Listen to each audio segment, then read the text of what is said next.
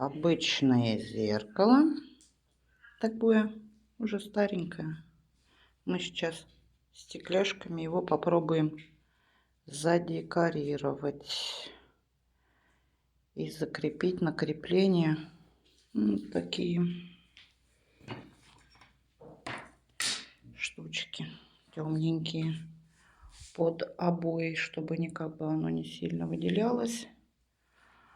Посмотрим, что получится. Тут еще вот отмачиваю наклеечки какие-то старые.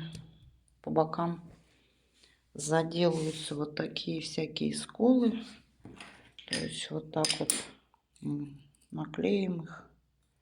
Конечно, это все еще нужно обезжирить, протереть и все аккуратненько наложить. Возможно, между вот этими стекляшками добавлю кабошоны. Должно получиться красиво.